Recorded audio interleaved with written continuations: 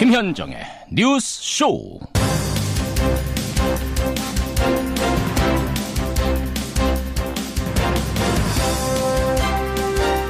애청자 여러분 안녕하십니까. 매섭게 추운 아침, 국제정세도 차갑게 얼어붙고 있습니다. 트럼프 대통령의 예루살렘 선언 이후에 팔레스타인은 6일부터 오늘까지 사흘을 분노의 날로 선포했죠. 곳곳에서 반이스라엘, 반미 시위가 벌어지고 있습니다. 그곳 시각으로 금요일, 그러니까 우리 시각으로는 내일이 매주 열리는 무슬림들의 합동 예배날입니다. 그래서 긴장감이 더욱더 높아지고 있는 지금. 잠시 후 2부에서요. 팔레스타인 현지의 교민 연결해서 생생한 그곳의 소식들 들어보도록 하지요. 금요일 아침 김현정의 뉴스쇼 출발합니다.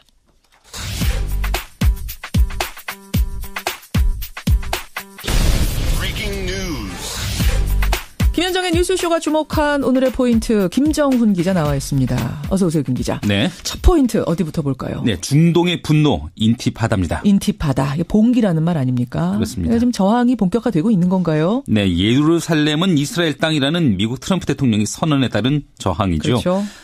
그러자 이에 맞서서 이스라엘 무장정파 하마스의 지도자 이스마엘 하니아는 인티파다를 시작하려는 노력을 해야 한다. 또 인티파다를 일으키지 않으면 미국이 뒷받침하는 시온주의 결정에 대항할 수 없다 이렇게 밝혔습니다. 네. 이에 맞춰서 서한 라말라 또 베들레헴 등지에서는 수백 명의 팔레스타인 시위대가 미국과 이스라엘을 규탄하면서 곳곳에서 경찰과 충돌을 빚고 있네요. 예. 특히 금요일인 오늘은 무슬림들의 합동 예배일이거든요.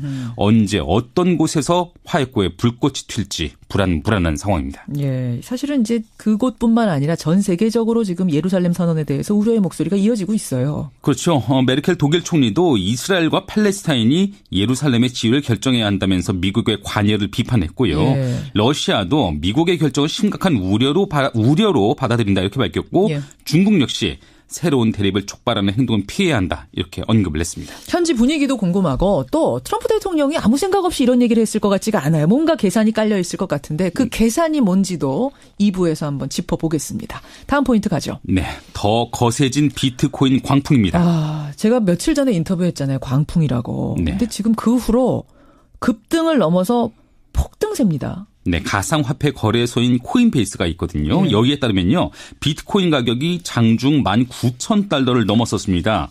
우리 돈 2천만 원을 넘어선 건데요. 1비트코인이 2천만 원? 네. 제가 며칠 전 인터뷰할 때 1,300만 원이었는데요. 급등이 아니라 폭등세죠.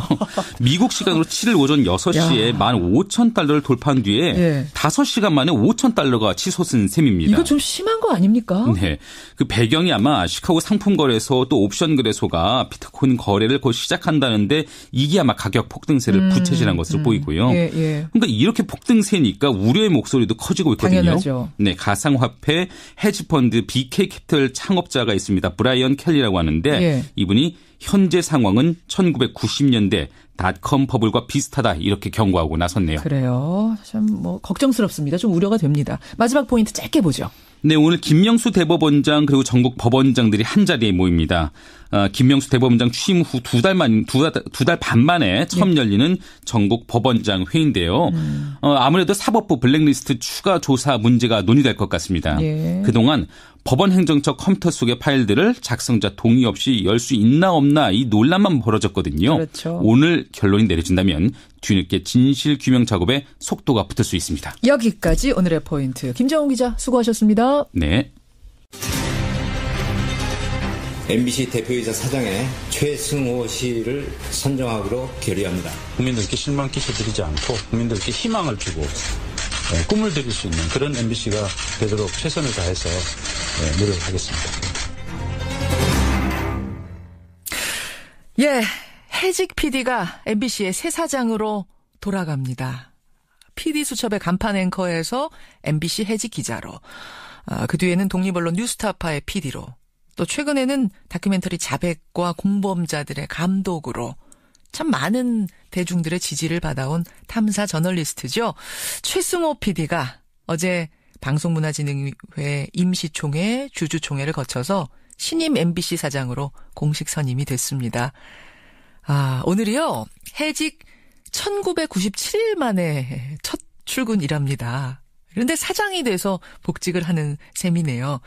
자, 출근길 인터뷰 최승호 MBC 신임 사장. 연결해 보겠습니다.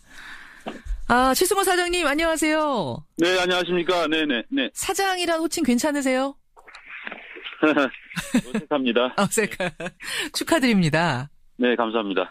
어제 밤 잠은 좀 주무셨는지 모르겠어요. 예, 잠은 잤습니다. 네네. 그렇죠. 네.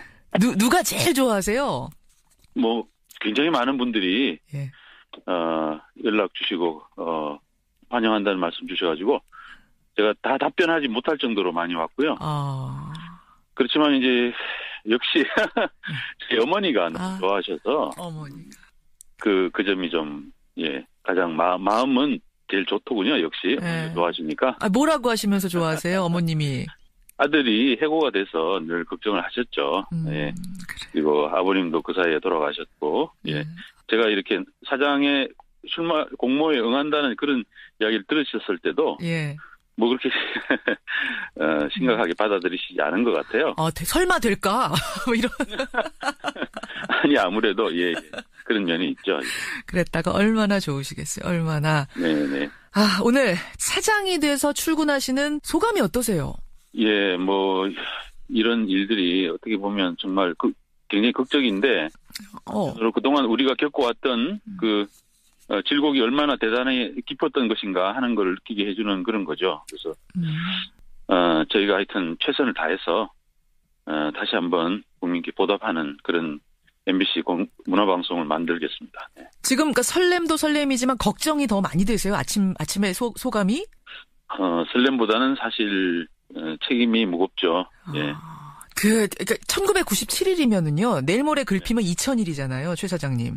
네네. 2000일 만에 복직을 하는데, 내가 MBC의 사장이 돼서 돌아가리라고 혹시 상상이라도 해보신 적 있으세요? 뭐 그런 적이 없습니다. 저는 사장을 하겠다는 생각을 하면서, 살지 않았어요. 그래서 저는 그냥 프로그램을 하면서, 하는 게 늘 즐거웠고, 그게 제 천직이라고 생각했는데, 상황이 그렇게 됐네요. 실제로 고민도 많이 하셨다고 제가 들었어요. 근데, 네네네. 결정적으로 결심한 이유? 계기는 뭐였습니까? 이제 MBC 구성원들, 제 후배들이, 원한다라는 느낌을 강하게 받았고요. 해고가 돼서 나와서 계속 이제 방송 회복을 위해서 노력하는 과정에서, 약간 좀 상징 비슷한 그런 것들을 이렇게 갖게 된 의미가 있기 때문에, 그렇게 해서 국민들의 어떤 지지와 응원을 이렇게 모아낼 수 있는 그런 부분들이 있지 않나. 제가 할 역할이 있다고 그렇게 생각을 하게 됐습니다. 그렇군요. 네. 자, 이 말씀은 죄송스러운 말씀인데, 시중에서는요. MBC 참 많이 망가졌다. 네. 과거 명성황과는 지금 거리가 멀다. 이런 얘기들 많이 해요. 네네. 그 MBC의 최우선 과제는 뭐라고 생각하십니까? 가장 중요한 건 제가 생각할 때는 다른 것보다 일단 국민의 신뢰를 다시 얻는 것. 신뢰 회복. 그게 가장 중요한 일이라고 생각합니다. 뉴스 바로 세우고, 시사 프로그램 바로 세우고.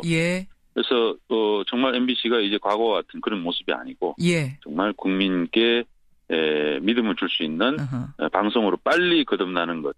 비교적 빠른 시간 내에 해낼 수 있을 거다라고 생각합니다. 인적 쇄신 작업도 이게 중요한 작업 아닙니까? 그 부분은 어떻게 생각하고 계세요?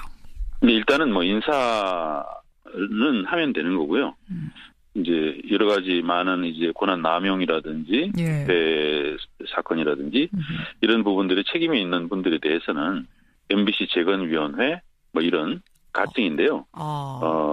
노사 공동의 어떤 위원회를 통해서 거기서 그 문제를 좀 다루고 조사도 하고 해서 응분의 이제 책임을 묻도록 해야 되겠죠. MBC 재건위원회 같은 곳을 만들어서 그 기구를 통해서 쇄신 작업을 해나가겠다. 인적 쇄신. 근데 제가 이제 이 질문을 왜 드렸냐면 최승호 사장님 선임 소식이 전해지자마자 네티즌들이 가장 많이 던진 질문이 뭐였냐면 MBC 뉴스의 앵커를 맡고 있는 배현진 아나운서 거취였어요. 왜냐하면 이분이 이제 과거 MBC의 상징, 갈등의 상징처럼 대중들한테 인식이 되기 때문에 아마도 이 질문이 많이 나왔던 것 같습니다. MBC의 배현진 아나운서 또 신동호 국장 이런 분들의 거취는 어떻게 생각하세요? 제가 생각할 때는 우선 신동호 아나운서 같은 경우는 과거 아나운서국에서 무려 11명의 MBC 얼굴이었던 아나운서들이 떠나가도록 만들고 열 몇 명의 아나운서들이 자기 일을 못하고 부당 전보되도록 하는데 상당한 책임이 있는 것으로 지금까지 드러났습니다. 그래서 그분은 저희가 생각할 때는 회사가 합당한 절차를 거쳐서 그 부분에 대해서 충분히 조사하고 책임을 물을 수밖에 없는 상황이라고 생각합니다. 예. 배현진 앵커는 지금 이제 앵커를 맡고 있는데 그 부분은 이제 보도본부에서 예. 새로운 앵커 체제를 아마 마련하리라고 봅니다. 새로운 앵커 체제란 말은 앵커 교체를 하신다 이 말씀이시군요. 예, 보도본부에서 아마 계획해서 하리라고 생각합니다. 네. 사실은 그동안 내부 갈등이 심각했어요. 그래서 MBC 분들 만나면은 이런 넋두리 하시더라고요. 프로그램 질 올리고 시청률 올리는 거는 차라리 쉬울지도 모른다. 빨리 될지도 모르는데 조직 내 갈등을 풀고 몇 갈래로 갈라져 있는 조직을 하나로 융합시키는 일은 정말 쉬운 일이 아닐 것 같다는 얘기를 내부에서 하세요. 네. 어떤 사람은 잘리고 어떤 사람은 유배 갔는데 그렇게 보낸 사람들이 여전히 존재하고 있고 한 공간 안에 있는데 서로 인사도 안 하는 정도의 갈등이다라는 얘기를 하시더라고요. 이 문제는 어떻게 하실 겁니까? 제가 이제 조직의 대표로서 진정성을 가지고 예. 한 분 한 분의 마음에 다가가서 풀어야 될 문제라고 생각합니다.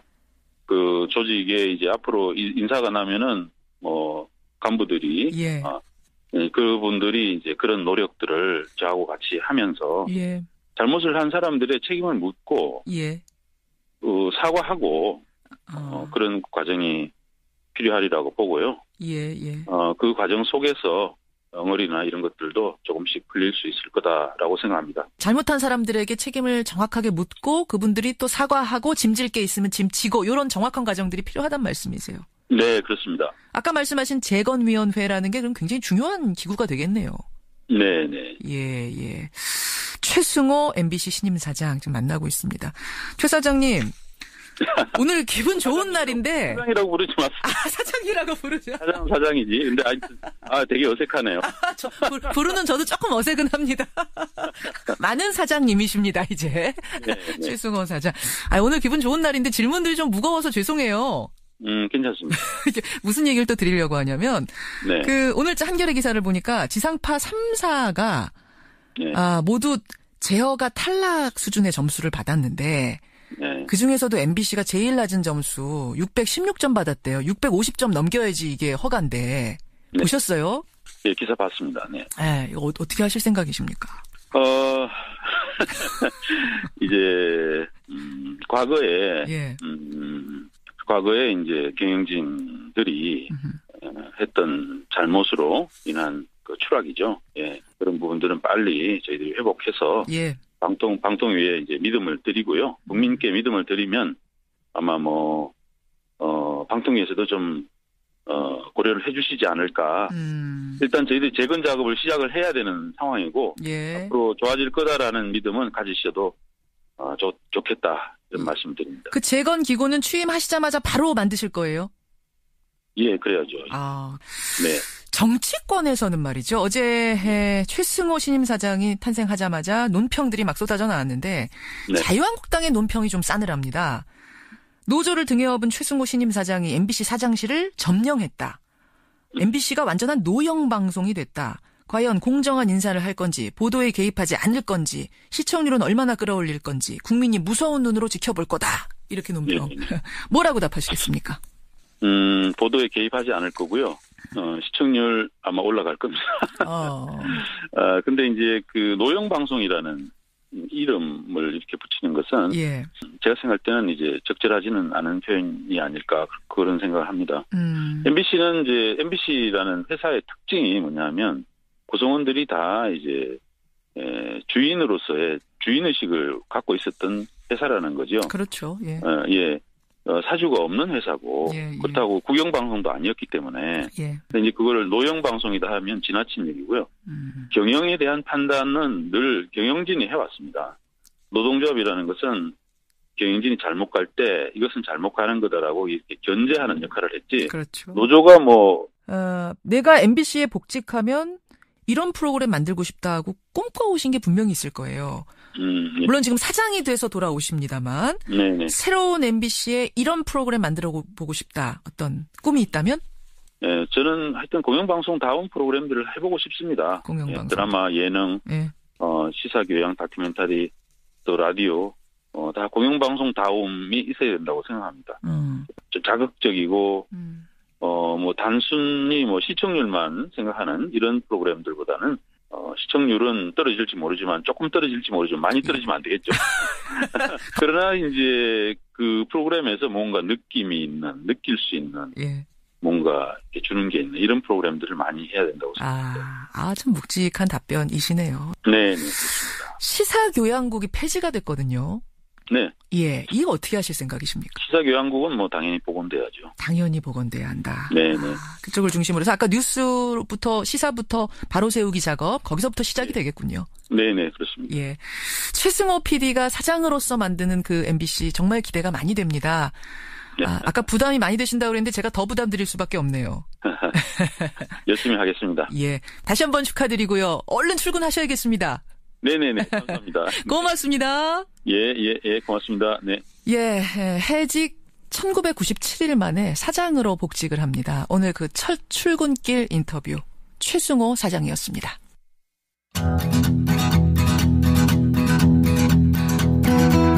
김현정의 뉴스쇼는 청취자 여러분의 참여로 이루어집니다. 트위터, 페이스북, 레인보우 게시판, 그리고 단문 50원, 장문 100원의 유료 문자 샵 1212, 우물정 1212 통해 참여하실 수 있습니다. 김현정의 뉴스쇼, 여러분과 함께 만듭니다. 김성환의 행간 시사평론가 김성환 씨 나오셨습니다. 어서 오십시오. 네, 안녕하세요. MBC 사장님이 CBS에 첫 출연하셨어요. 그러네요. 첫 출근길 출연이 CBS가 돼서 영광입니다. 기분 좋고.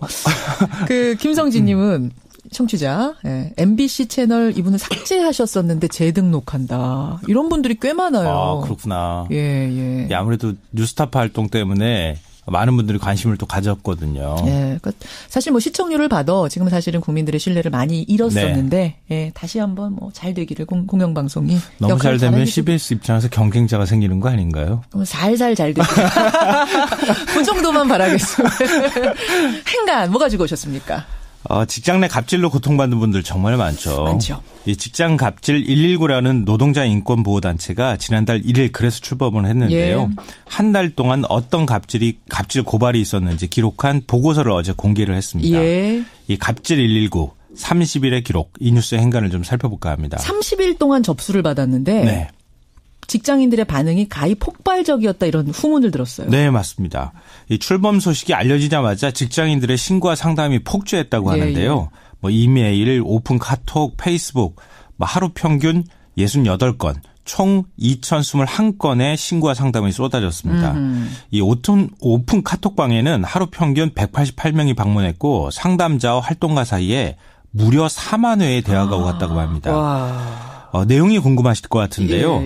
임금 미지급이 20%로 가장 많았습니다. 임금 미지급. 일 시키고 돈 안 주는 게 제일 큰 갑질이죠. 그러네요. 직장 내 괴롭힘이 19%, 장시간 노동과 야근 강요, 휴가 휴식 미보장, 과도한 징계 해고, 부당 인사, 성폭력도 한 2% 정도가량 차지를 했습니다. 직장 갑질 119 그 30일간의 기록을 오늘 한번 살펴보는 겁니다. 첫 번째 행간은 뭔가요? 첫 번째 행간은 현대판 산호비가 따로 없다입니다. 노비요? 산호비요? 네. 이 갑질의 대표적인 사례가요. 김장 갑질입니다. 김장? 네. 김치 담그는 김장이요? 네. 그러니까 직장 내에서 사장 가족, 회장 가족과 친척의 김장을 담그도록 시키는 일이 비일비재한데요. 세상에. 한 골프장 같은 경우에는 김장철만 되면 회장이 캐디를 골라서 김장을 시킨다고 합니다. 김장 잘할 것 같은 캐디를 골라서 자기 집 김장을? 네. 그리고 군대도 아니고 한겨울에 눈 내리면 골프장 문 닫고 휴장하고 캐디를 불러서 제설 작업을 시킨다고 합니다. 그래요. 그리고 두 번째 갑질은 결혼식 갑질이 또 그렇게 많다고 합니다. 어떻게 해요? 사장이 직원들한테 자식 결혼식에 오라. 이렇게 해서 그냥 오라고 초청하는 게 아니라 주차 안내시키고 화환 관리시키고 부죽음 밟도록 하고 온갖 잡일을 다 시킨다는 건데요. 이 결혼식이 끝난 뒤에 결혼식까지는 괜찮다고 치더라도 비용을 정산하는 일까지 시키고요. 그걸 엑셀로 출력해서 신혼집 내 딸이나 아들한테 갖다 줘라. 이런 것까지 시킨다고 합니다. 이게 지금 실제로 들어온 사례들 얘기해 주시는 거죠? 실사례. 제가 이걸 어떻게 꾸미겠어요. 이런 회장도 있습니다. 이 일종의 이제 세 번째는 동물갑질인데요. 명절에 회장 가족들이 여행을 떠나면 빈 별장에 남겨진 개와 닭 사료를 챙겨주라고 시키는 일도 있고요. 개인 별장 관리, 개인 봉사활동, 운전기사 일까지 시킨다고 합니다. 심지어는요. 신입사원한테 아마 이 얘기 들으시면 깜짝 놀랄 텐데 사장과 식사하면서 사장님 턱받이를 좀 해주라고 시키는 말도 안 되는 일도 있다고 합니다. 무슨 잠깐만요. 턱받이 해드리라고. 식사하는 사장한테 턱받이 해드리라고? 네, 음식물 이렇게 사장님 어디 그 손이 좀 불편하신 사장님이신가요? 글쎄요. 아니, 무슨 말이 턱받이를 그리고 왜 하세요? 떠먹는데? 그 사장님이 깔끔한 거 좋아하시는 모양이에요. 이렇게 갖다 묶어드리라고 하나? 아이고, 별일이 다 있습니다. 이런 기록들. 산호비가 따로 없더라. 두 번째 행간은요? 두 번째 행간은 갑질과의 싸움은 또 다른 누군가에게 용기를 준다입니다. 무슨 말씀이세요? 이 한림성심병원 장기자랑 때문에 굉장히 시끄러웠잖아요. 뭐 연말 송년회 때 간호사들한테 뭐 선정적인 춤을 강요했다. 뭐 이렇게 해서 시끄러웠는데 이렇게 한 곳이 용기 있게 나서 싸우니까 우리도 이렇게 하면 되는구나. 이렇게 힘을 받는 사람들이 굉장히 많았다는 거예요. 그러니까 첫 시작이 사실은 그 한림대 성심병원의 간호사들이었잖아요. 네. 거기서부터 제보가 시작이 된 거거든요. 그러니까 직장 갑질 119에 우리 병원도 그래요라고 하는 고발 제보가 굉장히 많이 들어왔다고 하는데요. 이상하게 병원들이 그렇게 연말에 장기자랑을 많이 하는 것 같아요. 근데 병원뿐만이 아니에요. 장기자랑을 회사에서 참 많이 하는데 유독 선정적인 장기자랑이 있는 회사들을 얘기를 저도 듣긴 했거든요. 간호사들이 아마 여성이 많으니까 더 그런 것 같은데 걸그룹 노래 부르라고 강요하고 근데 연습해야 되니까 업무의 시간을 쓸 수밖에 없잖아요. 그렇다고 뭐 수당 주는 것도 아니고요. 그렇죠. 여성 간호사들만 그러느냐? 아니고요. 한 병원은 남자 직원들한테 여장을 해서 걸그룹 흉내내라고 강요하는 일도 있었다고 합니다. 그러니까 이렇게 고발이 들어가면 정부가 근로감독 들어가고 이렇게 하면 병원들이 눈치 볼 수밖에 없잖아요. 그러니까 다른 사람한테 용기 줄 수 있다는 생각으로 적극적으로 우리가 행동에 나서야 한다 이런 얘기입니다. 그래요. 직장 갑질 마지막 행간은 뭡니까? 마지막 세 번째 행간은 맥없이 당하지 않을 방법이 있다입니다. 방법이 있다? 갑질에 대처할 방법? 증거를 남기면 됩니다. 그러니까 SNS하고 문자를 통해서 항의하거나 이런 내용들을 기록으로 남기는 게 중요하고요. 더 확실한 증거 남기려면 녹음이나 녹취하면 됩니다. 제3자 것만 녹음하지 않으면은 당사자 녹음은 상관이 없거든요. 다 그거는 법적으로 효력이 있죠. 당사자가 녹음은. 그리고 직장 내에 CCTV 많이 설치되어 있으니까 그런 공간을 활용해서 대화를 나누시면 좋고요. 그래요. 무엇보다 중요한 것은 절대 그만두라고 할 때 사직서 쓰시면 안 됩니다. 저항권이 사라집니다. 사직서 내는 순간? 네. 남아서 버티면서 그렇죠. 싸워야 된다. 버티면서 싸우셔야 합니다. 그래요. 일단 회사를 그만두면 싸우기가 굉장히 힘들어집니다. 갑질 119에서 30일밖에 활동을 안 했는데 이렇게 많은 사례들이 쏟아졌어요. 또 어딘가에서 미투 저도요 하면서 일어날지 모를 일입니다. 김성환 씨 수고하셨습니다. 네, 고맙습니다. 청취자 아날로그 그녀님, MBC 이제는 CBS하고 경쟁구도 아닌가요? 걱정하셔야 되는 거 아닙니까? 하셨는데요. 저는요, 솔직하게 CBS도 잘 되고 MBC도 잘 되고 KBS도 SBS도 불교방송 YTN TBS 다 잘 돼서 공정방송을 놓고 경쟁하는 그런 시대가 됐으면 좋겠습니다. 입으로 가죠.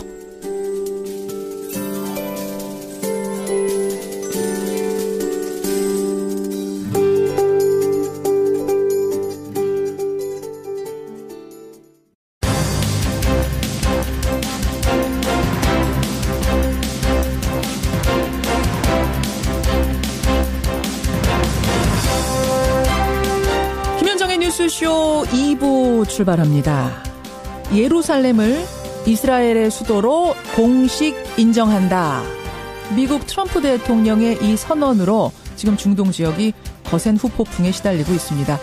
이 뉴스를 들으시는 분 가운데는 예루살렘 원래 이스라엘 수도 아니었어? 이런 분들도 계실지 모르겠는데요. 아닙니다. 공식적으로는요. 지금 어느 누구의 땅도 아닌 곳입니다. 그곳을 두고 이스라엘 땅이다라고 미국 대통령이 선언을 한 거죠. 지금 현지 분위기는 어떤지, 또 트럼프 대통령의 이 선언 배경은 뭔지 오늘 첫 순서로 짚어보죠. 많이들 기다리시는 코너죠. 월간 정두원도 오늘 준비가 되어 있습니다. 정두원 전 의원과 함께 정치판 읽어보기로 하고요. 마지막으로 방송통신위원회에서 TV 종편방송에 대한 강도 높은 조치를 내놨습니다. 그동안 주어졌던 특혜들을 하나하나 환수하겠다는 건데 이게 도대체 무슨 얘기인지, 왜 이런 조치를 취하게 됐는지 그 배경 권영철의 Y뉴스에서 짚어보죠. 50원의 단문 100원의 장문 유료 문자 샵 1212 카톡 레인보우까지 열어놓고 출발합니다. It is time to officially recognize Jerusalem as the capital of Israel. 예, 예루살렘을 이스라엘의 수도로 공식 인정한다. 트럼프 대통령의 목소리였습니다. 미국 시각으로 6일 백악관에서 이렇게 선언을 한 겁니다. 이른바 예루살렘 선언이죠. 이 선언이 나온 뒤에 중동 지역에는 그야말로 폭풍이 휘몰아치고 있습니다. 이스라엘 입장에서는 예루살렘이 행정수도가 맞죠. 하지만 팔레스타인 입장에서는 예루살렘은 빼앗긴 땅입니다. 그러다 보니까 지금도 팔레스타인이 우리 땅 돌려달라 하면서 이스라엘과 끝없는 분쟁을 치르고 있는 중이라는 거 온 세계가 잘 아는 사실인데, 이 애매한 땅을, 예루살렘을 국제사회 누구도 공식적으로 이스라엘 것이다라고 말하지 못해온 것을 트럼프 대통령이 공식 인정해버린 거죠. 이미 화약고인 중동을 트럼프가 굳이 또 건드린 이유가 뭘까요? 미국 대통령인데 아무런 정치적인 계산 없이 이런 말을 하진 않았을 겁니다. 짚어보죠. 먼저 예루살렘 바로 인접 지역입니다. 베들레헴에 거주 중인 교민 한 분을 연결해 보겠습니다.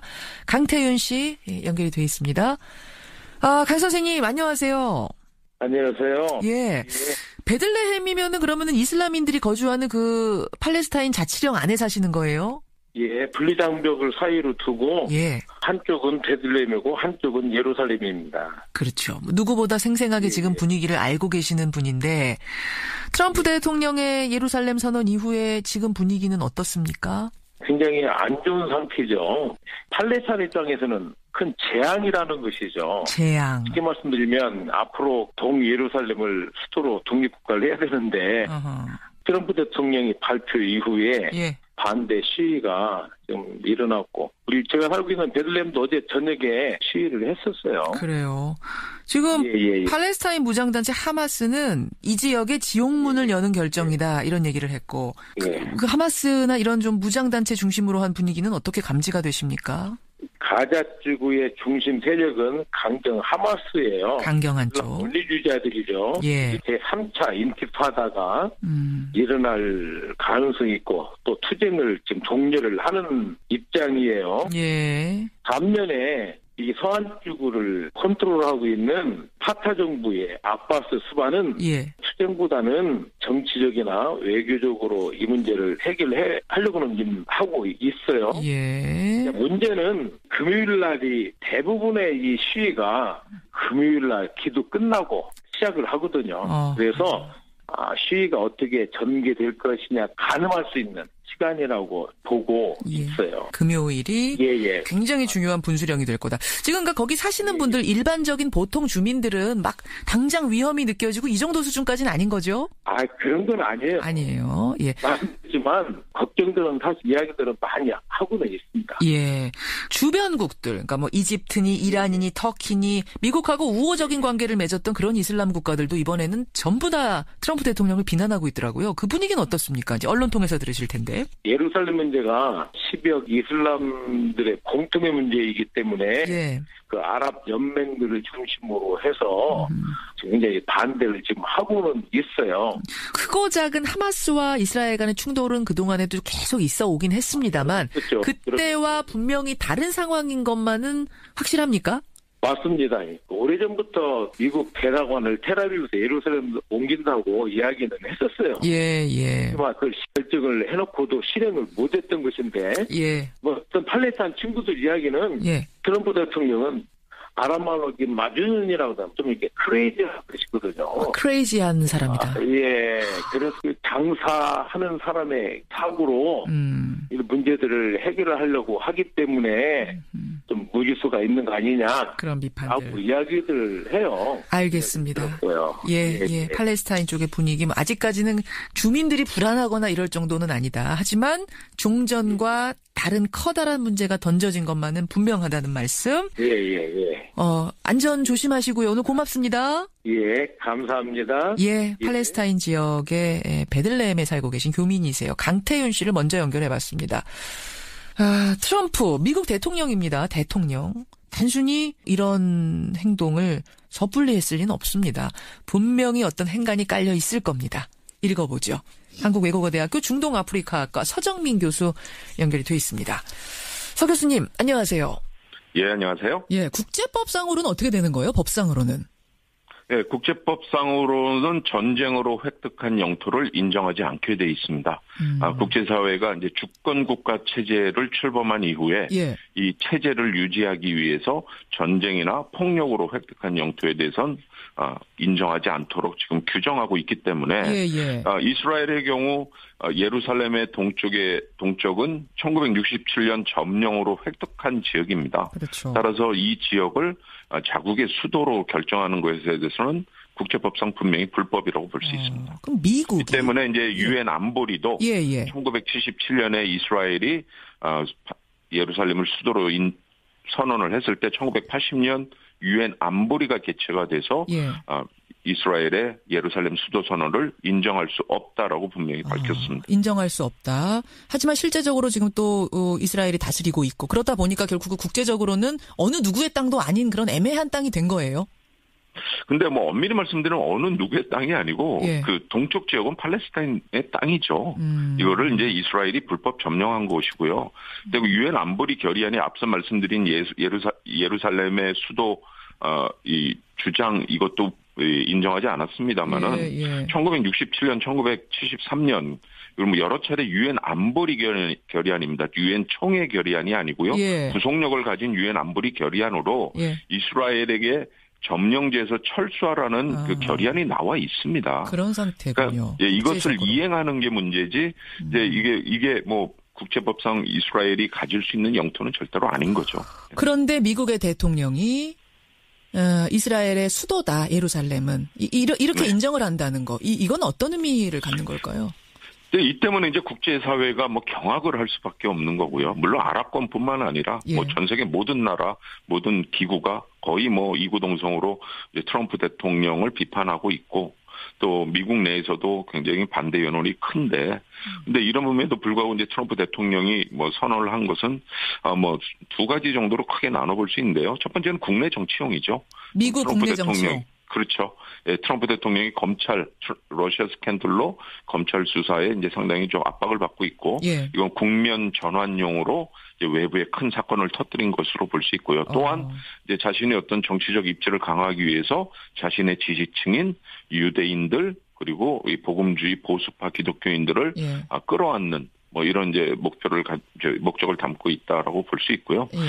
또 하나 이제 중요한 문제는 저는 개인적으로 트럼프 대통령의 어떤 개인적인 호감이 많이 작용한 결정이다. 직업이 이제 부동산 재벌 아닙니까? 부동산 재벌은 이제 금융이 굉장히 중요하고요. 그런데 뭐 아시다시피 이제 미국의 금융은 상당히 유대 자본이 움직이고 있고 이 때문에 이제 큰 사위도 제러드 쿠슈너도 유대인으로 받아들였고요. 그렇죠. 그리고 이 트럼프의 중동 관련 이 정책을 움직이는 3명의 인물이 있습니다. 그 사람이 바로 이제 제러드 쿠셔너 백악관 선임고문 사위이고요. 그다음에 중동 문제 특사격인 제이슨 그린블릿 백악관 이 국제협상 특별 대표가 있고요. 마지막으로 이제 주 이스라엘 대사 데이비드 프리드만입니다. 이 세 사람 모두가 유대인이고요. 특히 그 제러드 쿠슈너 맞사위는 올해 6월부터 중동과 이스라엘을 상당히 자주 오갑니다. 그래서 이번에 그 트럼프 대통령의 결정이 뭐 하루아침에 급작스럽게 나온 결정은 절대 아니고요. 상당히 오랜 기간 준비해서 나온 거고요. 또 하나 이제 문제는 그 상황이 가장 뭐 좋은 여건이 마련됐다라고 판단한 거거든요. 지금은 중동의 이제 정치 형국을 보시면 2011년 아랍의 봄이 일어난 이후 네 나라 정권이 무너지고 이 무너진 나라마다 정치적 혼란이 발생하고 있고 예멘이 여러 곳에서 발생하고 있고 사우디는 지금 자국의 왕위 계승 때문에 왕제를 체포하는 이런 상황이 있고요. 이란도 핵 문제 때문에 지금 국제사회에 미국의 핵 협상 불인중으로 코너에 몰려 있고요. 그다음에 터키의 경우도 이 에르도안 대통령이 지금 권위주의 체제로 회귀하면서 국제사회에 비난을 사고 있고, 그러니까 이번에 미국이 이 같은 이스라엘의 수도 예루살렘 인정을 하더라도 예. 대사관 이전을 하더라도 뭐 민심의 반발은 있고 예. 또 이 뭐 중동 국가들의 어떤 뭐 이 립 서비스 차원의 뭐 반대 성명은 나오겠지만 예. 중동 국가들이 어떤 행동으로 외교적 조치로서 보여줄 수 있는 상황은 아니다라고 판단을 한 거죠. 각국이 각각의 국내 이슈들 풀어야 될 숙제들이 너무 크기 때문에 시끄럽기 때문에 바깥에까지 네. 지금 신경 쓸 여력이 없다. 다 뭉칠 힘이 없다 이 말씀이시군요. 네, 그렇습니다. 그 타이밍을 정확하게 트럼프가 보고 지금 예루살렘 선언한 것이다. 네. 아, 그래요. 그 복합적인 것들은 그 원인은 상당히 복합적이다. 본인 개인의 신념부터 시작해서 국내 이목 돌리기용, 뭐 여러 가지 유대인들의 지지용 여러 가지가 다 복합적으로 섞여 있단 말씀이세요. 자, 어쨌든 트럼프의 결정은 알겠습니다. 결정 내려졌습니다. 그러면 이제 네. 중동 지역, 아랍권 국가들은 어떻게 대응할 것이냐인데 지금 방금 전에 말씀은 하셨어요. 지금 힘이 좀 없다, 뭉치기에는. 그럼에도 불구하고 무장단체 하마스 같은 곳에서는 가만히 있지 않겠다. 지옥의 문 열렸다. 이렇게 선전포고하고 있거든요. 네, 그렇습니다. 어떻게 내다보십니까? 두 가지로 나눠서 볼 필요가 있습니다. 이제 이 중동 정치의 가장 큰 특징 중에 하나가요. 예. 대부분 정권이 국민의 표를 받고 선출된 정권이 아닙니다. 특히 이제 표를 받고 민주주의 절차에 따라서 하더라도 상당히 왜곡된 선거를 통해서 이제 당선된 정권들입니다. 그래서 국민의 뜻을 반하는 정치나 외교 정책을 펼치지 않는다라는 거죠. 그래서 중동 정치의 특징 중에 하나가 정부와 국민의 간의 괴리감이 굉장히 크다라는 거예요. 그러니까 국민들은 지금 굉장히 이번 미국의 결정에 대해서 반대하고 또 반정부 세력, 무장단체들은 뭐 상당히 이제 투쟁을 선언하고 있고 뭐 이라크에 지금 한 무장단체가 미군을 공격할 시점이 됐다라고 언급을 했고요. 하마스도 오늘 이제 금요일 합동 예배를 기준으로 해서 분노의 날을 선언하고 실제적으로 이제 제3의 민중분기 인티파다를 선언한 상황이고요. 그렇죠. 그러니까 중동의 과격 단체들은 이제 확실한 명분을 갖고 미국을 지지하는 이제 서방 세력들을 공격할 준비가 되어 있다고 선언하는 반면에 정부들은 어쨌든 내일 아랍 연맹 22개 아랍 국가 연맹의 회의가 열리고 이제 조만간 57개 이슬람 국가의 이슬람 협력기구 회의가 이제 열리겠지만 여기서 뭐 성명 나오는 것으로 더 이상의 행동 자체는 없다라고 볼 수 있죠. 지금 청취자 성은실님 4033 외에 많은 분들이 이런 질문 주세요. 혹시 트럼프 대통령이 자국 무기를 또 팔고 싶어서 그쪽에다가 분쟁을 크게 일으키려는 속셈은 아니냐 이런 것들이 궁금하신가 봐요. 네. 이스라엘 팔레스타인 분쟁이요. 그동안 뭐 70년 동안 거의 해결이 안 된 가장 뭐 좀 기저에 깔린 이유 중에 하나가 이제 미국이 중동의 디폴트 긴장으로 유지해 놓은 거다. 뭐 이런 이제 주장이 있어요. 그러니까 중동을 불안정하게 해서 어쨌든 미국의 군수 산업을 계속 유지하겠다라는 거죠. 근데 그 뭐 주장에 설득력이 있습니다. 왜냐하면은 지금 이란과 사우디의 갈등을 계속해서 이제 미국이 촉발을 하고 있고 트럼프 대통령이 이란에 대해서 오바마 대통령이 서명한 핵 협상을 불인정하고 있고 뭐 이런 상황에서 5월 달에 사우디아라비아를 미국 트럼프 대통령이 방문했을 때 그 방문 기간에 체결된 무기 계약이 124조 원입니다. 뭐 이런 식으로 중동의 긴장을 고조시켜서 중동 각국이 자국의 안보와 또 안위를 위해서 더 많은 무기를 구입하게 하는 뭐 이런 이제 연결고리를 할 수 있는 것도 있고요. 이것도 이제 트럼프 대통령은 중요한 미국 우선주의, 미국의 군수 산업, 산업을 살리는 하나의 중요한 수단이라고 보고 있죠. 우리 청취자들의 이 주장 의혹도 아주 무리한 의혹이 아니라는 말씀이세요. 여기까지 오늘 설명 듣겠습니다. 서정민 교수님 고맙습니다. 예, 감사합니다. 한국외대 서정민 교수였습니다.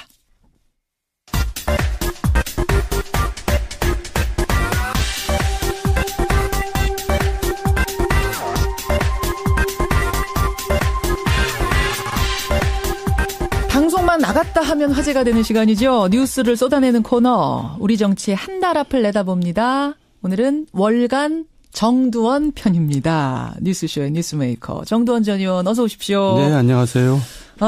요즘 송년회 모임 이런 거 많이 하시죠?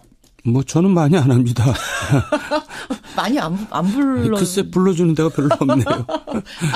또 이렇게 나오시니까 제가 그 다음 질문을 못 하겠네. 아니 정치인들 모이시면 안 불러주는 와중에도 어쨌든 한 번씩 가시면 무슨 얘기예요? 정치인들은 회식 자리. 자기 신세 한탄하죠. 신세 한탄. 정치인들이 이제 잘하고 못하건 간에 직업 자체가 극한 직업이거든요. 아침 새벽부터 밤늦게까지 진짜 별의별 일들을 다 하는데 그러니까 이제 신세 한탄하면서 회식하죠. 정치 얘기도 막 해요. 정치판이 어떻게 굴러갈까 이런 얘기도 하고. 뭐 그런 얘기도 하겠지만은 그런 얘기는 가급적 회식할 때는 안 하죠. 아, 정치 얘기는 되도록 피하고. 뭐 이제 보통 이제 우리 서민들 모이면 연예인 얘기도 하고 이러는데 정치인들은 그런 얘기는 안 하죠. 왜 안 하겠어요.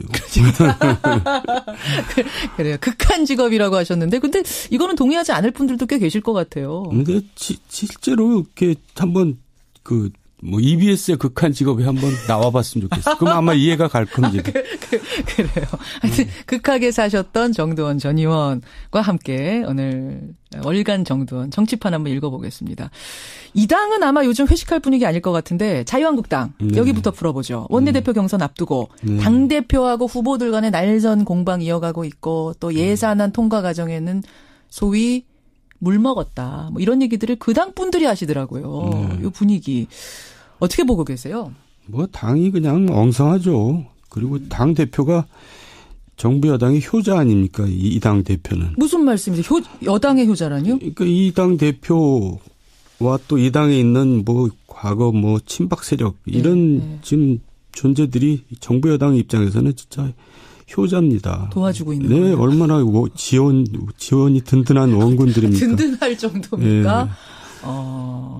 그렇게 보세요. 아니, 홍준표 대표, 지금 지원군 얘기가 나오셨으니까 그럽니다만, 홍준표 대표의 그러지 않아도 그 막말을 넣고, 내부에서도 말이 많더라고요.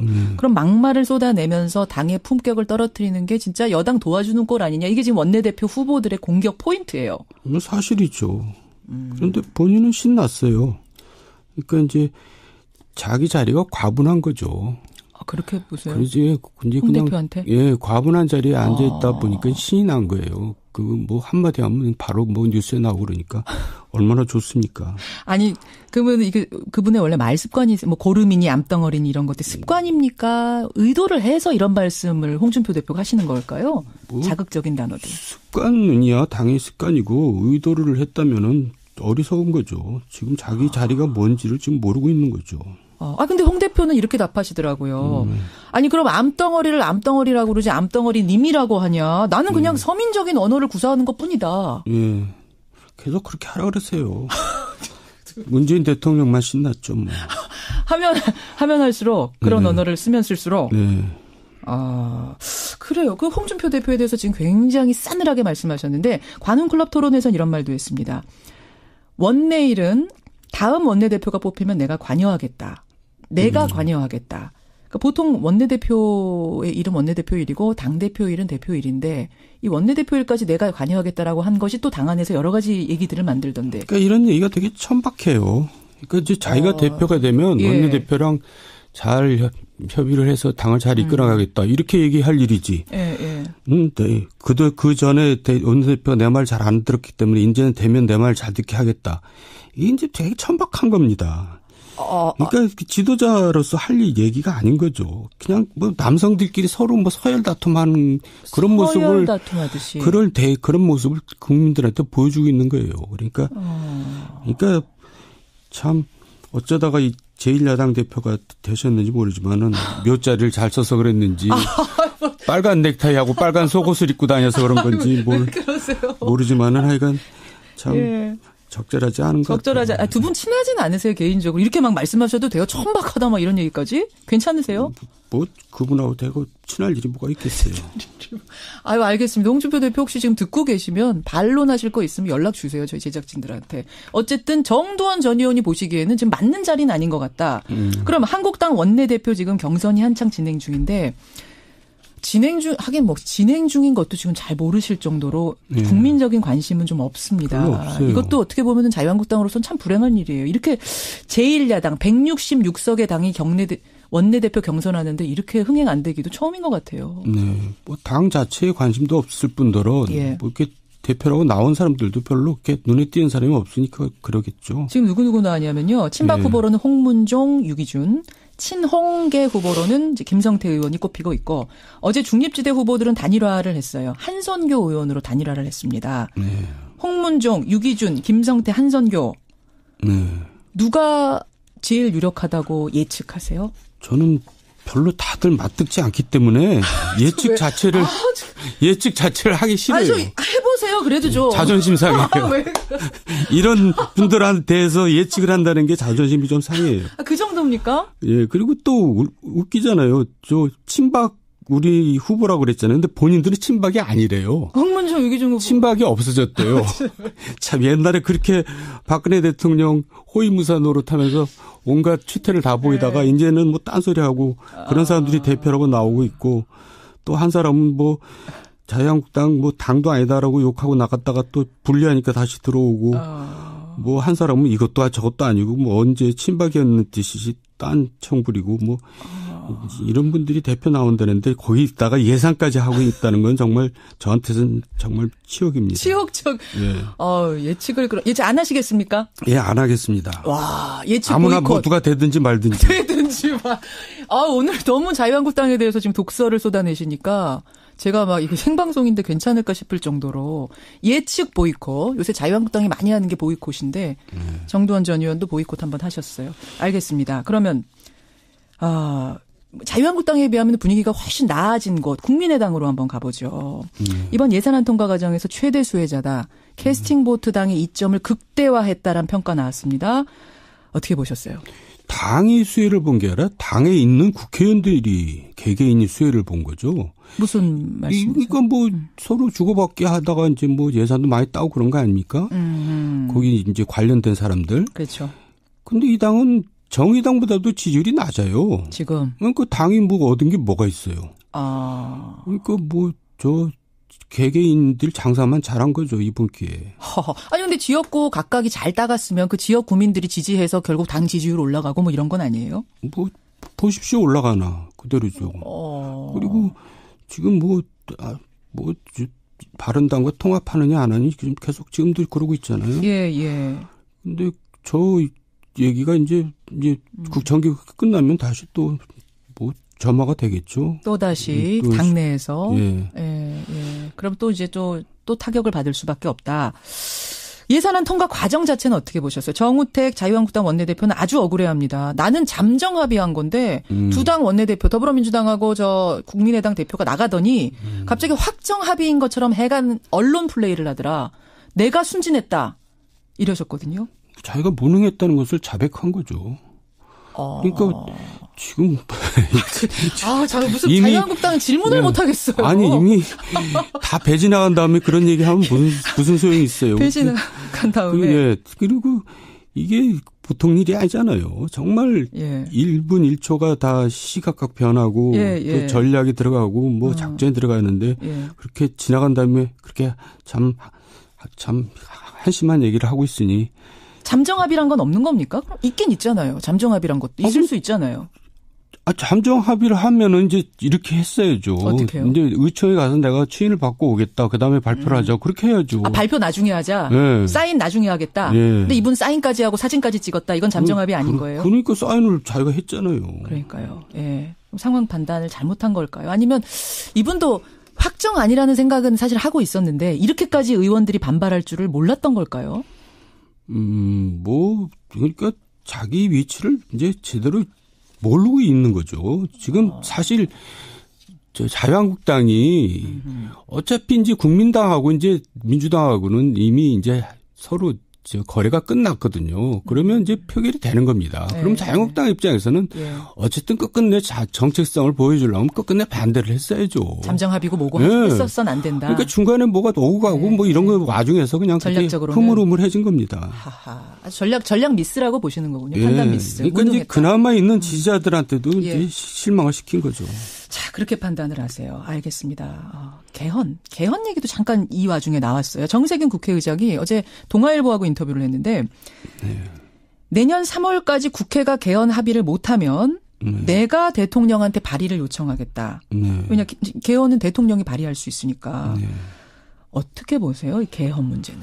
그러니까 이제 자유한국당에서 일단 안 하겠다고 나왔으니까 개헌은 이제 사실상 불가능한 겁니다. 정우택 원내대표가 개헌은 여야 합의 없이는 절대 불가능하다. 지금 이렇게 해봐라. 내가 해줄 리가 없다. 이런 뜻을 밝혔어요. 실제로 이제 3분의 2가 돼야 되니까요. 국회에서. 그렇죠. 근데 어쨌든 정기국회 끝나면 대통령도 아마 드라이브를 한번 걸 겁니다. 근데 자유한국당에서 이제 왜 자기네들도 공약으로 내걸어놓고 반대를 하냐면 이제 지방선거에 절대로 불리하거든요. 지방선거에서 지금 어쨌든 개헌안이 합의가 돼서 이제 지방선거 때 넘어가면 찬반 투표를 할 거 아니에요? 같이 하는 거죠. 그러면 이제 뭐 찬성이 아무래도 많겠죠. 그러면 이제 저 번호도 다 이제 1번 찍는 겁니다.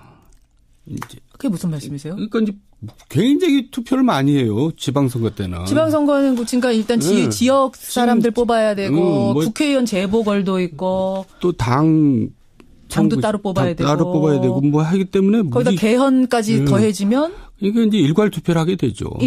아, 그럼 그냥 헷갈리고 막 이런 분들은 그냥 쭉 1번 찍을 거다. 그리고 또 죄송한 얘기 좀 나이 많으신 분들은 옛날에 1번 찍던 습관대로 그냥 또 계속 1번 찍을 가능성이 많고. 잠깐만요. 그러니까 보수당을 지지하시던 이 이제 노년층에서 예전에 1번이었으니까 항상 또 이래저래 악재군요. 그러면은 자유한국당으로서. 그러니까 절대 반대하겠죠. 아, 저는 이런 식의 해석은 처음 들어봤어요. 개헌을 반대하는 이유 중엔 이런 전략적인 이유도 있다. 실제로 그것 때문에 그래요. 실제예요? 그쪽 분들하고 얘기해 보신 거예요? 아니, 저는 뭐 다 알죠. 아무래도 지금 대통령 지지율이 굉장히 높잖아요. 그러니까 이제 높죠. 거기다가 개헌 투표까지 얹혀가지고 1번까지 얹혀가지고 그렇게 가면은 그런 애도 자유한국당 인기 없는데 절대로 불리하죠. 그래서 개헌에 절대 동의 못할 거다. 그러면 국회에서 뭐 통과 안 될 걸 알면서 일단 대통령이 발의는 하실 거라고 보세요? 드라이브는 한번 걸 겁니다. 걸긴 걸 거다. 하지만 정치 환경상 개헌은 그럼 종쳤다고 보시는 거예요? 그렇죠. 오늘도 또 종쳤다가 결국은 개헌에서 나오고 마는. 그럼 선거구제 개편 논의도 뭐 의미 없는 거고. 선거구제 개편도 개헌만큼 어려운 문제예요. 그러니까 이제 이게 언제 가능해지냐면 서로 간의 이익이 불분명할 때. 근데 누구가 이제 훨씬 더 이기고 누가 손해다라고 나오면은 또 합의가 안 되는 거거든요. 그리고 이제 정치개혁 원래 특위는 국회에서 지금 정부 수립 이후 표결로 처리한 적은 없어요. 그거는 정말 굳건한 관행입니다. 여야 합의로. 그렇기 때문에 선거구제 개편도 안 되는 거죠. 그래요. 요즘 저희 뉴스쇼 앞으로 제보도 많이 들어오고요. 청취자 질문도 다양하게 많이 들어오는데 이 월간 정두원 코너 앞으로도 뭐 질문들이 꽤 접수가 많이 됩니다. 그중에 하나 질문이 뭐였냐면 안희정 지사, 안희정 충남지사의 행보를 한번 정두원 의원이 예측해 주시면 어떻겠느냐라는 주문이 있었어요. 왜냐하면 요즘 안희정 지사의 행보가 눈에 띄는 것들이 있었습니다. 문재인 대통령 지지자들을 좀 이렇게 뭐랄까 자극한다고 할까 이런 발언들이 좀 있었어요. 문재인 정부를 평가해달라 이렇게 했더니 문 대통령 지지한다라고 하면서도 명쾌하게 답변하면 싸움 붙이게 된다. 할 얘기가 있으면 집에 가서 문 걸어 잠그고 제가 하겠습니다. 이런 발언들을 했거든요. 이제 작심한 듯이 하는 발언들인데 어떻게 안희정 지사 행보를 보세요? 안희정 지사가 뭐를 아는 거죠. 그러니까 그게 무슨 차기 주자가 되려면 낙점을 받아갖고는 주자가 안 됩니다. 여태까지 우리나라 정치, 외국 정치도 마찬가지지만 현직에 낙점을 받아서 후계자가 된 적은 없어요. 그러니까 현직 대통령이 저 사람 찍어 해서 되는 적은 없다? 그 국민들이 그런 사람을 안 뽑아줍니다. 스스로 커가지고 지도자가 되는 거지. 그러니까 뭐 우리나라는 뭐 국무총리가 되면 저 사람 뭐 대권 주자라 그러는데 정말 제일 웃기는 얘기가 그거예요. 그래요. 국무총리는 대권 주자가 될 수가 없어요. 왜요? 황교안 누가 그거를 자기가 스스로 커야지 그냥 박근혜가 시켜준 사람을 누가. 그래서 이제 안희정 그걸 알기 때문에 그리고 문재인 대통령이 언제까지나 이렇게 좋은 시절 누리지 않거든요. 이제 내림받기를 걷습니다. 항상 70-80% 지지율을 유지할 수는 없을 것이다. 그게 아니라 이제 하다 보면 결국 내림받기를 걷는데 그러니까 이제 적당한 거리를 두고 필요할 때 대립각까지 세울 준비를 하고 있어야 되는 겁니다. 그럼 지금 시동을 거는 거예요? 그렇죠. 이제 지금 복선을 깔아놓고 있는 거죠. 이게 잘하고 있는 거죠. 근데 지금 당장은 예를 들어서 박근혜 대통령 때 박근혜 대통령 호위무사들이 대권 주자가 되겠어요? 이명박도 마찬가지입니다. 이명박 대통령이 찍으면 그 사람이 될 사람도 안 되는 거죠. 될 사람도 안 된다. 네, 현직이 그러니까 찍으면. 국민들은 냉혹합니다. 그 부분은. 지도자는 자기 스스로 커야 됩니다. 그 계산을 한 거다. 그렇죠. 근데 지금 당장 이렇게 되니까 문재인 대통령 지지하는 그 많은 지지층들은 비난을 할 수밖에 없거든요. 아니 왜 문 걸어 잠그고 뭘 어쩌겠다는 거냐 이제 이런 얘기 나오는데 그러면은 지금 당장으로서 마이너스 아닙니까? 그러니까 큰 계산을 하고 있는 거죠. 뭘 아는 거죠. 멀리 내다보고 있는 거다. 문재인 지지자가 전부는 아니잖아요.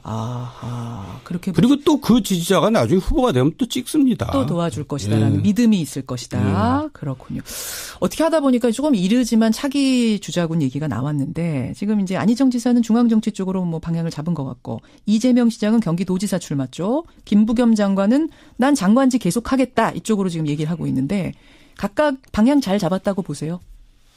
자기가 일단 뭐 김부겸이야 대통령이 시킨 거니까 할 수 없이 그렇게 가는 거고. 김부겸 장관이라고 좀 해주세요. 호칭 좀 붙여주세요. 좀. 아니 제가 친구라서 그래요. 김부겸 장관님. 예. 이재명 지사는 아직도 자기가 이제 더 준비가 부족하다라고 판단을 이재명 시장. 더 해야 되겠다고 생각하는 또 거고. 이재명 시장은 왜 지사라고 부르세요? 응? 제가 지사라 그랬어요? 지사라 그랬어요. 아이 실수했네. 이재명 시장은 이제 한 단계 높은 쪽으로 잘 방향 잡은 거라고 보시고 그쪽도 그래요. 안희정 지사도 한 번 지사 더 하는 것보다 중앙 정치로 바로 무대 옮기는 게 낫다고 보세요. 근데 안희정 지사한테 충고를 하고 싶은데 지난번에 보니까 아직도 내공이 부족하더라고요. 그래요? 콘텐츠가 없어요. 너무 추상적인 얘기만 하고 있더라고요. 추상적인 얘기들만. 실력을 더 쌓아야 된다. 내공을. 거기까지. 알겠습니다. 청취자 반응이 뭐 아주 그냥 뜨겁게 들어오는데 강영식님. 김현정 앵커 오늘 땀나네요. 어떻게 하셨어요? 저 땀나는 거. 고맙습니다. 여러분의 질문 받겠습니다. 월간 시간에 정두원 전 의원한테 던질 질문들 보내주시고요. 오늘 여기까지. 연말 잘 보내시고요. 네. 야, 12월이니까 이제 언제 뵙는 겁니까? 내년에 다음 월급은. 그러니까요. 최선을 다해서 내년에도 예측해 주시기를 부탁드리면서 오늘 고맙습니다. 네, 수고하셨어요. 월간 정두원이었습니다.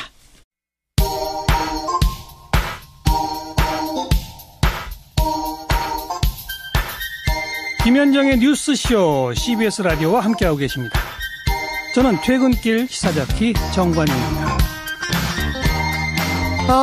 바닷바람이 시원하네요. 저는 시원하게 느꼈는데 청취자 이금옥님은 이렇게 추운 날 해병대 군인들의 함성을 들으니 갑자기 눈물이 핑 돕니다 하셨어요.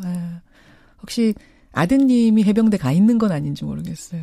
군인 보내셨거나 그러네요. 백령도 이야기 잘 들었습니다. 월간 정두원 들으시고는 한 달 기다리느라 힘들었습니다. 주간 정두원 안 되나요? 라고 김상우님, 김정식님, 3010님 외에 많은 분들은 너무 재밌다. 정전 의원. 완전 유머 1번지다. 사이다다. 그리고 이 정두원 전 의원이 정치판을 떠났잖아요. 한 발 떨어져서 정치판을 보니까 더 날카롭게 보는 것 같다라는 이런 비평들도 많이 들어오고 있습니다. 질문들 여러분 보내주세요. 정치판에 대해 궁금한 것들. 최승호 MBC 사장과의 인터뷰 들으시고는 김영식님. 정말로 CBS도 잘 되고 공영방송들도 다 살아나서 이 시대가 좀 더 정의로운 사회로 나아갔으면 좋겠다. 이런 문자, 격려의 문자. 저희도 챙겨주셨어요. 고맙습니다. 권영철 선임기자 어서 오십시오. 안녕하십니까. 오늘 이제 최승호 PD, 최승호 사장이 되셨네요. 네, 최승호 사장과 인터뷰 들으시고 많은 분들이 응원 문자 주셨고 그러니까 사실은 MBC의 문제가 아니라 우리나라 방송 전체가 살아나는 어떤 계기가 되길 바라는 분들이 많거든요. 실제로 이명박 정부가 종편을 허가하고 아마 미디어법 날치기 통과를 시킨 이후에요. 지상파 방송들이 추락을 했죠. 그게 KBS, MBC, 공영방송들이 특히 추락을 많이 했습니다.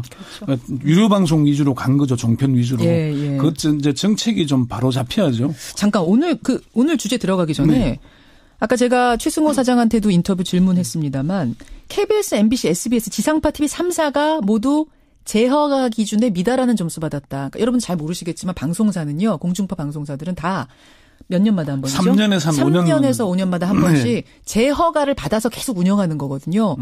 근데 지상파 TV 3사가 다 제어가 탈락 기준 점수를 지금 받았다는 뉴스가 났어요. 사실 이게 사상 최초의 일이긴 한데요. 그렇죠. 아직까지는 사실 이 점수가 확정된 것은 아닙니다.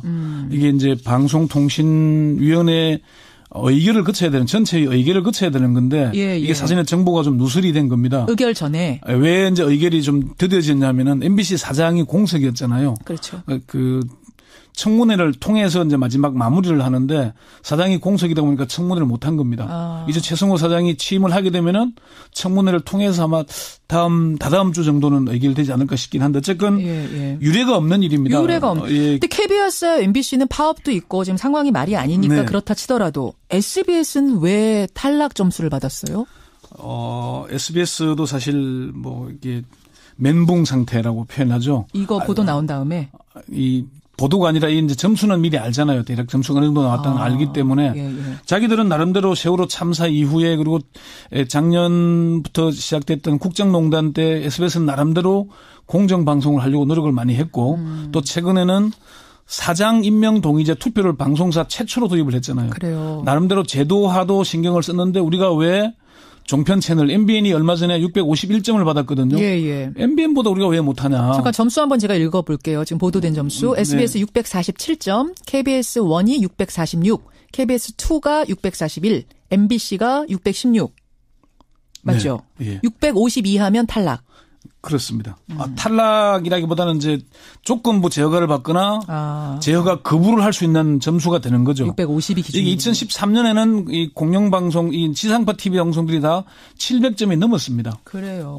그런 상황이 이렇게 되다 보니까 상당히 좀 어려운 시기에 SBS에서는 도저히 납득이 안 된다. 납득이 안 된다. 상당히 당혹스러워하고 아마 담당자들도 지금 뭐 거의 멘붕 상태에 빠져 있습니다. 그나저나 이게 의결이 아직 안 됐는데 어떻게 보도가 된 거예요? 어떻게 새 나간 겁니까? 어쨌든 아까 말씀드린 대로 이제 MBC 사장에 대한 청문을 해야 의결할 수 있는 사안인데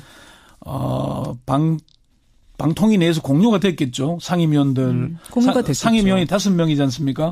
상임 뭐 거기서 이제 아마 보고가 되다 보니까 국회로 흘러나간 국회 추천들이 있으니까. 국회로 흘러나가고 그게 또 기자들한테 흘러가고 이렇게 된 거군요. 하여튼 그게 좀 궁금해서 여쭙고 오늘 와이뉴스 주제는 방통위는 왜 종편 특혜를 환수하려고 나선 걸까? 이걸 잡아오셨어요? 이게 무슨 말입니까? 종편 특혜 중에 가장 큰 특혜가 뭐냐 하면은 의무전송입니다. 의무전송이 뭡니까? 이게 제가 2013년에도 이 비슷한 방송을 한 적이 있는데요. KBS 1과 EBS는 지금 방송법의 의무전송 채널, 그러니까 유료 방송들, 케이블 TV나 IPTV, 위성 방송은 의무적으로 방송을 내보내야 하는 채널입니다. 무조건. 조건 없이 내보내야 되는 의무전송 채널. 그러니까 뭐 KBS 1 같은 경우에는 재난 방송, EBS는 교육이라는 공익성이 있는 거 아닙니까? 그렇죠. 그런데 종편은 4개가 허가되는데 4개가 모두 의무전송입니다. 특혜군요, 그게. MBC, KBS ETV도 의무전송이 아닙니다. 모든 유료 방송에서 볼 수는 있지만은 유료 방송 플랫폼들이 안 내보내면은 그만인 겁니다. 근데 여기는 내보내야 되는 그런 구조인 예를 들면 무슨 양천 케이블 뭐 이런 데서 무조건 내보내야 되는 게 의무전송인 거예요. 그렇죠. 그리고 의무전송은 전송 대가를 돈으로 안 받는데 또 케이블은 또 그걸 또 돈으로 받습니다. 받으면서. MBC하고 SBS는 전송 대가를 받는데 종편은 의무전송이기도 하면서 대가까지 받는 지금까지 한 2천억 조금 부족한 정도로 돈을 받았거든요. 그렇군요. 내게는 좀 엄청난 특혜인 거죠. 그럼 광고도 특혜를 받고 있습니까 혹시? 그렇죠. 광고도 특혜를 미디어랩이라는 구조인데요. 그러니까 방송사가 직접 광고 영업을 못하게 했습니다. 방송사들은 공익성이 있기 때문에. 그렇죠. 그런데 방송사를 대신해서 광고를 유치하고 하는 게 미디어랩 구조, 뭐 광고 대행사라고 표현할 수밖에 하는 게 좋겠는데요. 여기도 종편은 1사1랩입니다. 한 개사가 한 개의 이 랩을 가지고 있다 보니까 사실상 직접 영업하는 겁니다. 신문사에 광고국이 있죠. 있죠. 광고국이 직접 영업하는 거죠. 수주해오죠. 지금도 그런 구조로 특히나 MBN 이것 때문에 아마 제재를 받은 적이 있는데 보도 제작 기획 회의에 미디어랩 담당자가 참석을 하는 겁니다. 그럼 기자들을 통해서 광고를 따오게 하는 이런 실제적으로 그렇게 이루어지고 있는 것이죠. 그게 아주 심각한 종편이 한두 군데가 있는 걸로 확인이 되고 있습니다. 광고도 특혜를 받고 있다. 이런 특혜들이 많이 있는데 그리고 여기다가 이제 광고를 받으면은 정부에 이 공익기금을 내잖아요. 예, 예. 그런데 2015년까지는 공익기금을 한 푼도 안 냈습니다. 그래요. 근데 이제 작년에는 흑자로 돌아섰거든요. 그런데 지상파 TV들에 비하면은 MBC, SBS가 4.3%를 내는데 예, 예. 종편은 1%, 이것도 0.5%에서 올라가지고 1% 내고 있습니다. 그렇군요. 이런 그 차별 구조가 많은 거죠. 그래. 그럼 개별 미디어 랩 체제도 폐지하는 쪽으로 가닥을 잡은 겁니까, 방통위가? 그건 아직 폐지할 수 있는 근거는 없는 것 같고요. 통합해서 하기는 어려운 것 같고 좀 공익적인 부과를 많이 하게 되겠죠. 그건 아직 좀 준비 중에 있는 걸로 알고 있습니다. 자, 오늘 Y의 주제로 돌아가 보죠. 네. 방통위는 왜 종편들이 받고 있는 특혜를 환수하려고 나선 거냐? 왜? 일단 첫 번째는 문재인 대통령의 공약이기 때문입니다. 아하. 문 대통령이 지난해 이맘때쯤인데요. 이용마 MBC 해직 기자를 방문한 적이 있었어요. 그때 이제 이런 기자들과 만나서 그런 얘기를 했습니다. 종편을 처음 인가했을 때 초기에는 육성 정착을 위해서 지상파와는 다른 차별을 줬다. 이제는 종편이 자리를 잡았기 때문에 종편과 지상파 간의 차별을 없앨 때가 됐다. 이런 게 분명히 밝혔거든요. 예, 예. 동일 서비스, 동일 규제 원칙을 적용해야 한다. 이걸 했고요. 예. 두 번째는 언론학자인 이효성 방통위원장의 평소 소신입니다. 지금 방통위원장이. 예, 이 위원장이 종편 출범 이전부터 이런 문제 제기를 해왔습니다. 2009년에 미디어 오늘과 인터뷰에서 종편 추진은 PP를 장려해서 콘텐츠를 발전시키려는 차원이 아니라 대기업과 신문사의 방송사를 허가해 주려는 차원에서 추진되고 있다. 종편이 정치적 활성화, 신문사 방송을 밀어주기 위한 것이라면은 올바른 정책 방향이 아니다. 종편 개수도 2개 이상 하려고 하는데 이건 옳지 못하다. 이런 비판을 이미 그때부터 제기를 해왔어요. 그렇군요. 예, 이런 문제점을 이미 알고 있었다는 얘기죠. 예, 예. 청문회에서도 이런 얘기 분명히 했잖아요. 맞아요. 예, 예. 네, 그래요. 세 번째는요. 종편은 이미 흑자로 돌아섰기 때문에 계속해서 특혜를 줄 이유가 없기 때문입니다. 흑자로 드디어 돌아섰습니까, 종편들이? 네. 작년에 이미 종편 4개, 2개의 부도 PP 6개 중에 5개사가 단기 순이익이 지난해 흑자를 기록했습니다. 사실 방송사가요, 여러분. 네. 흑자 본다는 게 굉장히 어려운 일입니다. 방송사가 돈 어마어마하게 벌 거라고 생각하시죠. 근데 워낙 투자하는 돈이 많기 때문에 흑자가 굉장히 어려운 구조인데. 종편이 이만큼 뜨면서 MBC, SBS 매출이 확 떨어졌거든요. 맞아요. 당연히 CBS 같은 중소방송들도 매출이 더 어려워지죠. 떨어져서 타격을 받고 있는 구조이기 때문에 더 이상 종편에 특혜를 주는 것은 안 되는 겁니다. 그래서 이제 지상파 중간 광고 도입 이런 것들이 이제 논의되기 시작한 겁니다. 그렇군요. 그렇군요. 이런 세 가지 이유로 종편에 대한 특혜를 환수하려고 나선 것이다. 오늘 방송계에 잘 알려지지 않은 부분들 잘 훑어주셨어요. 권영철 선임 기자 고맙습니다. 네. 많이 춥습니다. 지금 중부지방은요, 체감온도 영하 10도까지 내려간 쌀쌀한 아침. 주말 마음만은 따뜻하게 보내시고요. 주변에 나보다 더 추운 이웃은 없는지도 돌아봐 주세요. 저는 월요일에 돌아오겠습니다. 고맙습니다.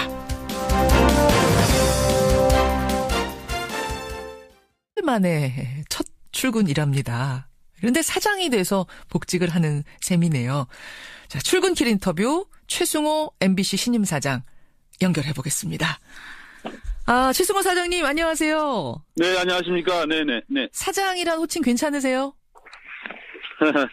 어색합니다. 어색하. 축하드립니다. 네, 감사합니다. 어제 밤 잠은 좀 주무셨는지 모르겠어요. 예, 잠은 잤습니다. 네네. 네. 누가 제일 좋아하세요? 굉장히 많은 분들이 연락 주시고 환영한다는 말씀 주셔가지고. 제가 다 답변하지 못할 정도로 많이 왔고요. 그렇지만 이제 역시 제 어머니가 너무 좋아하셔서 어머니가 그 점이 좀 가장 마음은 제일 좋더군요. 역시 좋아하시니까. 뭐라고 하시면서 좋아하세요, 어머님이? 아들이 해고가 돼서 늘 걱정을 하셨죠. 예. 그리고 아버님도 그 사이에 돌아가셨고, 제가 이렇게 사장의 공모에 응한다는 그런 이야기를 들으셨을 때도. 그렇게 심각하게 받아들이시지 않은 것 같아요. 설마 될까? 이런. 아니, 아무래도, 그런 면이 있죠. 그랬다가 얼마나 좋으시겠어요, 얼마나. 네네. 오늘 사장이 돼서 출근하시는 소감이 어떠세요? 이런 일들이 어떻게 보면 정말 굉장히 극적인데, 그동안 우리가 겪어왔던 질곡이 얼마나 대단히 깊었던 것인가 하는 걸 느끼게 해주는 그런 거죠. 그래서 저희가 하여튼 최선을 다해서 다시 한번 국민께 보답하는 그런 MBC 문화방송을 만들겠습니다. 네. 지금 그러니까 설렘도 설렘이지만 걱정이 더 많이 되세요? 아침에 소감이? 설렘보다는 사실 책임이 무겁죠. 예. 그러니까 1997일이면은요. 내일 모레 글피면 2000일이잖아요, 최 사장님. 네네. 2000일 만에 복직을 하는데 내가 MBC의 사장이 돼서 돌아가리라고 혹시 상상이라도 해보신 적 있으세요? 뭐 그런 적이 없습니다. 저는 사장을 하겠다는 생각을 하면서 살지 않았어요. 그래서 저는 그냥 프로그램을 하면서 하는 게 늘 즐거웠고 그게 제 천직이라고 생각했는데 상황이 그렇게 됐네요. 실제로 고민도 많이 하셨다고 제가 들었어요. 근데 네네네. 결정적으로 결심한 이유? 계기는 뭐였습니까? 이제 그 MBC 구성원들, 제 후배들이 원한다라는 느낌을 강하게 받았고요. 해고가 돼서 나와서 계속 이제 방송 회복을 위해서 노력하는 과정에서 약간 좀 상징 비슷한 그런 것들을 이렇게 갖게 된 의미가 있기 때문에 그렇게 해서 국민들의 어떤 지지와 응원을 이렇게 모아낼 수 있는 그런 부분들이 있지 않나. 제가 할 역할이 있다고 그렇게 생각을 하게 됐습니다. 그렇군요. 네. 자, 이 말씀은 죄송스러운 말씀인데 시중에서는요. MBC 참 많이 망가졌다. 과거 명성황과는 지금 거리가 멀다. 이런 얘기들 많이 해요. 네네. 그 MBC의 최우선 과제는 뭐라고 생각하십니까? 가장 중요한 건 제가 생각할 때는 다른 것보다 일단 국민의 신뢰를 다시 얻는 것. 신뢰 회복. 그게 가장 중요한 일이라고 생각합니다. 뉴스 바로 세우고 시사 프로그램 바로 세우고. 그래서 정말 MBC가 이제 과거와 같은 그런 모습이 아니고 정말 국민께 믿음을 줄 수 있는 방송으로 빨리 거듭나는 것. 비교적 빠른 시간 내에 해낼 수 있을 거다라고 생각합니다. 인적 쇄신 작업도 이게 중요한 작업 아닙니까? 그 부분은 어떻게 생각하고 계세요? 일단은 뭐 인사는 하면 되는 거고요. 이제 여러 가지 많은 이제 권한 남용이라든지 배 사건이라든지 이런 부분들에 책임이 있는 분들에 대해서는 MBC 재건위원회 뭐 이런 가칭인데요. 노사 공동의 어떤 위원회를 통해서 거기서 그 문제를 좀 다루고 조사도 하고 해서 응분의 이제 책임을 묻도록 해야 되겠죠. MBC 재건위원회 같은 곳을 만들어서 그 기구를 통해서 쇄신 작업을 해나가겠다. 인적 쇄신. 근데 제가 이제 이 질문을 왜 드렸냐면 최승호 사장님 선임 소식이 전해지자마자 네티즌들이 가장 많이 던진 질문이 뭐였냐면 MBC 뉴스의 앵커를 맡고 있는 배현진 아나운서 거취였어요. 왜냐하면 이분이 이제 과거 MBC의 상징, 갈등의 상징처럼 대중들한테 인식이 되기 때문에 아마도 이 질문이 많이 나왔던 것 같습니다. 왜요? 사장이 직원들한테 자식 결혼식에 오라. 이렇게 해서 그냥 오라고 초청하는 게 아니라 주차 안내시키고 화환 관리시키고 부죽은 밟도록 하고 온갖 잡일을 다 시킨다는 건데요. 이 결혼식이 끝난 뒤에 결혼식까지는 괜찮다고 치더라도 비용을 정산하는 일까지 시키고요. 그걸 엑셀로 출력해서 신혼집 내 딸이나 아들한테 갖다 줘라. 이런 것까지 시킨다고 합니다. 이게 지금 실제로 들어온 사례들 얘기해 주시는 거죠? 실사례. 그럼요. 제가 이걸 어떻게 꾸미겠어요. 이런 회장도 있습니다. 이 일종의 이제 세 번째는 동물갑질인데요. 명절에 회장 가족들이 여행을 떠나면 빈 별장에 남겨진 개와 닭 사료를 챙겨주라고 시키는 일도 있고요. 개인 별장 관리, 개인 봉사활동, 운전기사 일까지 시킨다고 합니다. 심지어는요. 신입사원한테 아마 이 얘기 들으시면 깜짝 놀랄 텐데 사장과 식사하면서 사장님 턱받이를 좀 해주라고 시키는 말도 안 되는 일도 있다고 합니다. 무슨 잠깐만요. 턱받이 해드리라고. 식사하는 사장한테 턱받이 해드리라고? 음식물 이렇게 사장님 어디 그 손이 좀 불편하신 사장님이신가요? 글쎄요. 아니, 무슨 말이 턱받이를 그리고 왜 하세요? 떠먹는데? 그 사장님이 깔끔한 거 좋아하시는 모양이에요. 이렇게 갖다 묶어드리라고 하나? 아이고, 별일이 다 있습니다. 이런 기록들. 산호비가 따로 없더라. 두 번째 행간은요? 두 번째 행간은 갑질과의 싸움은 또 다른 누군가에게 용기를 준다입니다. 무슨 말씀이세요? 이 한림성심병원 장기자랑 때문에 굉장히 시끄러웠잖아요. 뭐 연말 송년회 때 간호사들한테 뭐 선정적인 춤을 강요했다. 뭐 이렇게 해서 시끄러웠는데 이렇게 한 곳이 용기 있게 나서 싸우니까 우리도 이렇게 하면 되는구나. 이렇게 힘을 받는 사람들이 굉장히 많았다는 거예요. 그러니까 첫 시작이 사실은 그 한림대 성심병원의 간호사들이었잖아요. 네. 거기서부터 제보가 시작이 된 거거든요. 그러니까 직장 갑질 119에 우리 병원도 그래요라고 하는 고발 제보가 굉장히 많이 들어왔다고 하는데요. 이상하게 병원들이 그렇게 연말에 장기자랑을 많이 하는 것 같아요. 근데 병원뿐만이 아니에요. 장기자랑을 회사에서 참 많이 하는데 유독 선정적인 장기자랑이 있는 회사들을 얘기를 저도 듣긴 했거든요. 간호사들이 아마 여성이 많으니까 더 그런 것 같은데 간호사들한테 걸그룹 노래 부르라고 강요하고 근데 연습해야 되니까 업무의 시간을 쓸 수밖에 없잖아요. 그렇다고 뭐 수당 주는 것도 아니고요. 그렇죠. 여성 간호사들만 그러느냐? 아니고요. 한 병원은 남자 직원들한테 여장을 해서 걸그룹 흉내내라고 강요하는 일도 있었다고 합니다. 그러니까 이렇게 고발이 들어가면 정부가 근로감독 들어가고 이렇게 하면 병원들이 눈치 볼 수밖에 없잖아요. 그러니까 다른 사람한테 용기 줄 수 있다는 생각으로 적극적으로 우리가 행동에 나서야 한다 이런 얘기입니다. 그래요. 직장 갑질 마지막 행가는 뭡니까? 마지막 세 번째 행가는 맥없이 당하지 않을 방법이 있다입니다. 방법이 있다? 갑질에 대처할 방법? 증거를 남기면 됩니다. 그러니까 SNS하고 문자를 통해서 항의하거나 이런 내용들을 기록으로 남기는 게 중요하고요. 더 확실한 증거 남기려면 녹음이나 녹취하면 됩니다. 제3자 것만 녹음하지 않으면은 당사자 녹음은 상관이 없거든요. 다 그거는 법적으로 효력이 있죠. 네. 당사자가 녹음은. 그리고 직장 내에 CCTV 많이 설치되어 있으니까 그런 공간을 활용해서 대화를 나누시면 좋고요. 그래요. 무엇보다 중요한 것은 절대 그만두라고 할 때 사직서 쓰시면 안 됩니다. 저항권이 사라집니다. 사직서 내는 순간? 네. 남아서 버티면서 그렇죠. 싸워야 된다. 버티면서 싸우셔야 합니다. 그래요. 일단 회사를 그만두면 싸우기가 굉장히 힘들어집니다. 갑질 119에서 30일밖에 활동을 안 했는데 이렇게 많은 사례들이 쏟아졌어요. 또 어딘가에서 미투 저도요 하면서 일어날지 모를 일입니다. 김성환 씨 수고하셨습니다. 네, 고맙습니다. 청취자 아날로그 그녀님, MBC 이제는 CBS하고 경쟁 구도 아닌가요? 걱정하셔야 되는 거 아닙니까? 하셨는데요. 저는요, 솔직하게 CBS도 잘 되고 MBC도 잘 되고 KBS도 SBS도 불교 방송 YTN TBS 다 잘 돼서 공정 방송을 놓고 경쟁하는 그런 시대가 됐으면 좋겠습니다. 입으로 가죠.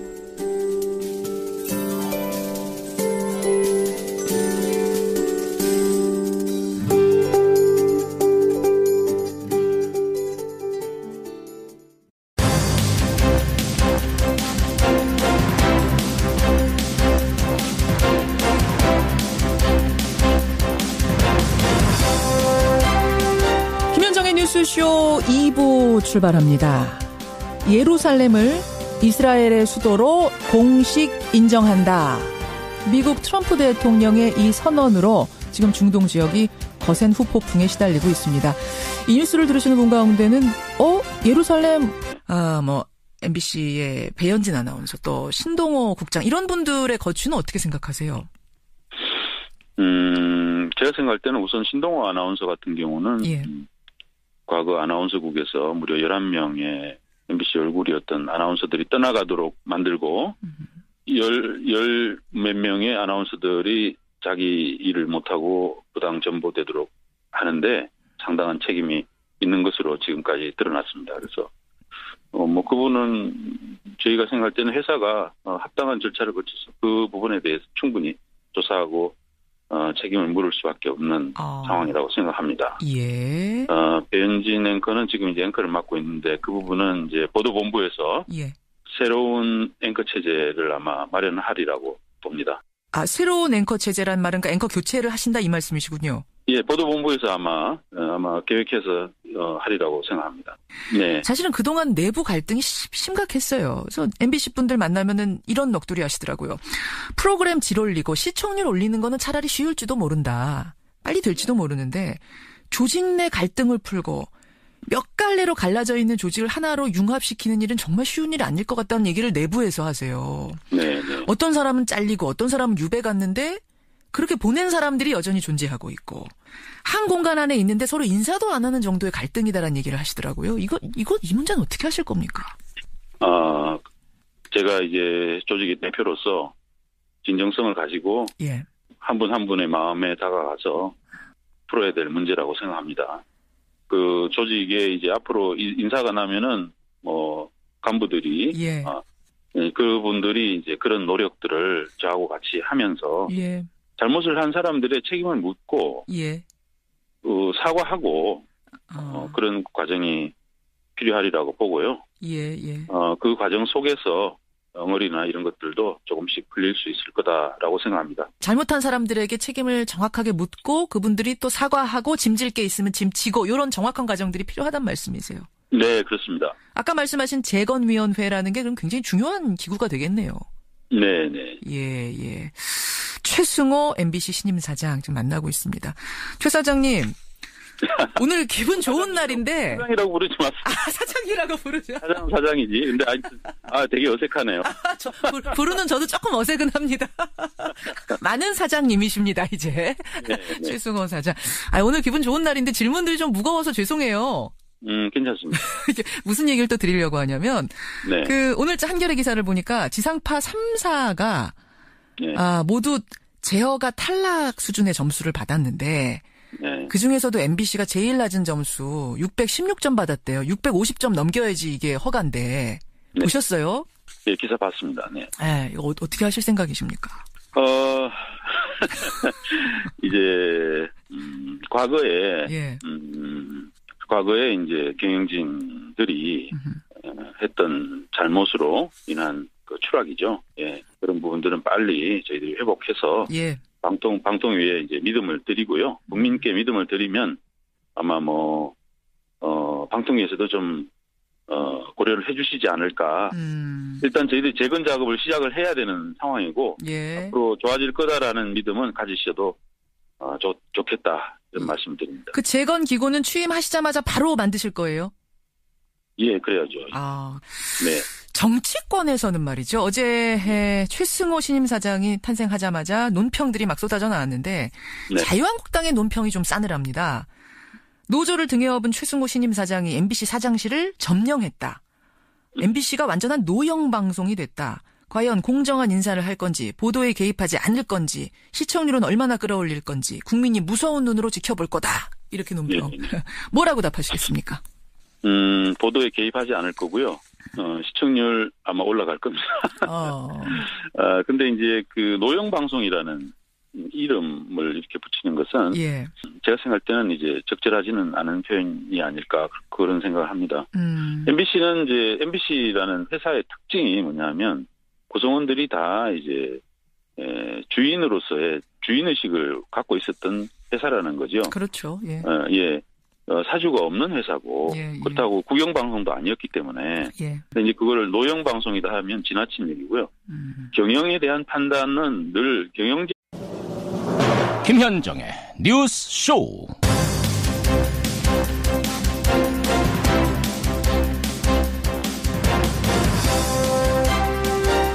애청자 여러분 안녕하십니까?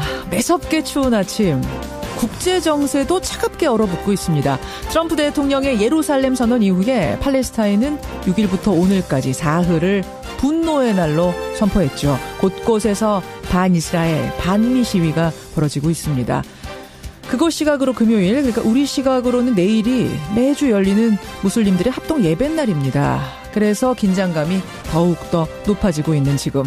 잠시 후 2부에서요. 팔레스타인 현지의 교민 연결해서 생생한 그곳의 소식들 들어보도록 하지요.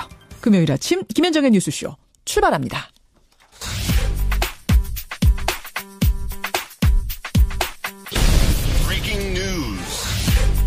김현정의 뉴스쇼가 주목한 오늘의 포인트 김정훈 기자 나와 있습니다. 어서 오세요, 김 기자. 네. 첫 포인트 어디부터 볼까요? 네, 중동의 분노, 인티파다입니다. 인티파다. 봉기라는 말 아닙니까? 그렇습니다. 지금 저항이 본격화되고 있는 건가요? 네, 예루살렘은 이스라엘 땅이라는 미국 트럼프 대통령이 선언에 따른 저항이죠. 그렇죠. 그러자 이에 맞서서 이스라엘 무장정파 하마스의 지도자 이스마엘 하니아는 인티파다를 시작하려는 노력을 해야 한다. 또 인티파다를 일으키지 않으면 미국이 뒷받침하는 시온주의 결정에 대항할 수 없다 이렇게 밝혔습니다. 네. 이에 맞춰서 서한 라말라 또 베들레헴 등지에서는 수백 명의 팔레스타인 시위대가 미국과 이스라엘을 규탄하면서 곳곳에서 경찰과 충돌을 빚고 있네요. 특히 금요일인 오늘은 무슬림들의 합동 예배일이거든요. 언제 어떤 곳에서 화약고에 불꽃이 튈지 불안한 상황입니다. 예, 사실은 이제 그곳뿐만 아니라 전 세계적으로 지금 예루살렘 선언에 대해서 우려의 목소리가 이어지고 있어요. 그렇죠. 메르켈 독일 총리도 이스라엘과 팔레스타인이 예루살렘의 지위를 결정해야 한다면서 미국의 관여를 비판했고요. 러시아도 미국의 결정을 심각한 우려로 받아들인다 이렇게 밝혔고 중국 역시 새로운 대립을 촉발하는 행동은 피해야 한다 이렇게 언급을 했습니다. 현지 분위기도 궁금하고 또 트럼프 대통령이 아무 생각 없이 이런 얘기를 했을 것 같지가 않아요. 뭔가 계산이 깔려 있을 것 같은데 그 계산이 뭔지도 2부에서 한번 짚어보겠습니다. 다음 포인트 가죠. 네, 더 거세진 비트코인 광풍입니다. 제가 며칠 전에 인터뷰했잖아요. 광풍이라고. 근데 지금 그 후로 급등을 넘어서 폭등세입니다. 네, 가상화폐 거래소인 코인베이스가 있거든요. 여기에 따르면요, 비트코인 가격이 장중 19,000달러를 넘었었습니다. 우리 돈 2천만 원을 넘어선 건데요. 1비트코인이 2천만 원? 네. 제가 며칠 전 인터뷰할 때 1,300만 원이었는데요. 급등이 아니라 폭등세죠. 미국 시간으로 7일 오전 6시에 15,000달러를 돌파한 뒤에 5시간 만에 5,000달러가 치솟은 셈입니다. 이거 좀 심한 거 아닙니까? 네. 그 배경이 아마 시카고 상품거래소 또 옵션 거래소가 비트코인 거래를 곧 시작한다는데 이게 아마 가격 폭등세를 부채질한 것으로 보이고요. 그러니까 이렇게 폭등세니까 우려의 목소리도 커지고 있거든요. 당연하죠. 네, 가상화폐 헤지펀드 BK 캐피털 창업자가 있습니다. 브라이언 켈리라고 하는데 이분이 현재 상황은 1990년대 닷컴 버블과 비슷하다 이렇게 경고하고 나섰네요. 그래요. 참 걱정스럽습니다. 좀 우려가 됩니다. 마지막 포인트 짧게 보죠. 네, 오늘 김명수 대법원장 그리고 전국 법원장들이 한 자리에 모입니다. 김명수 대법원장 취임 후 두 달 반 만에 처음 열리는 전국 법원장 회의인데요. 아무래도 사법부 블랙리스트 추가 조사 문제가 논의될 것 같습니다. 그동안 법원 행정처 컴퓨터 속의 파일들을 작성자 동의 없이 열 수 있나 없나 이 논란만 벌어졌거든요. 그렇죠. 오늘 결론이 내려진다면 뒤늦게 진실 규명 작업에 속도가 붙을 수 있습니다. 여기까지 오늘의 포인트. 김정훈 기자 수고하셨습니다. 네.